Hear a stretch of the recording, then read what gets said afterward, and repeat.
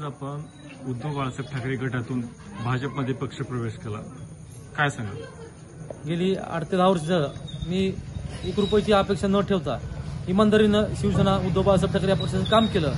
पक्षवाढीसाठी अंगावरती केसेस घेतल्या, अनेक आंदोलन केले, पक्षवाढीसाठी खूप काही केलं. पण खासदार साहेबांमुळे वारंवार मला डावलण्यात आलं.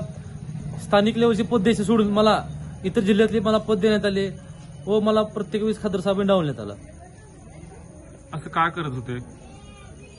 आता खासदार झाले त्यांना कार्यकर्त्याची गरज संपली. खासदार व्हायच्या आधी त्यांची स्वभाव वेगळा होता आणि खासदार झाल्यानंतर त्याच्या स्वभावात बदल झाला. आता मी त्यांच्याकडे कुठलं काम घेऊन गेलो तर त्यांना काय बोलत असेल किंवा काय करत असेल ते फोनमध्ये तोंड घालायचे. एक सर्वसामान्य म्हणजे मी त्यांना बोलतोय आणि ते एक पुतळा आहेत असं गृहीत धरून ते मला माझ्याशी वागत होते. म्हणजे मी एका पुतळ्याला बोलतोय असं मला वाटत होतं. असं खासदारांमध्ये काय गुण आले ओमराजेंमध्ये की तुमच्या सोबत असं करायला लागले? ते माझ्यासोबतच नाही, त्यांना असं मास लीडर माणूस कोणच नव्हता.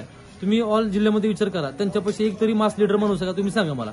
ते काय करतात, डायरेक्ट जनता तुम्ही ओमराजे म्हणते, आधीमध्ये नेता ठेवत नाहीत. कारण का, उद्या जर मी स्ट्रॉंग झालो, समजा त्यांना तुळजापूर 100 पुंज जात असतील, उद्या मी स्ट्रॉंग झालो तर त्यांना 50 पुंज जातील, 50 पुंज मला येतील, हे त्या भावनेचे आहेत. व उद्या ओमराजे निंबाळकर यांनी पक्षांतर केलं तर ते लोक ओमराजेच्या पाठीमागे येण्यासाठी हे सर्व षडयंत्र चालू आहे. म्हणजे खासदारांनी निवडणुकीच्या आधी आणि निवडणूक झाल्यानंतर वेगळी भूमिका घेतली. कसं?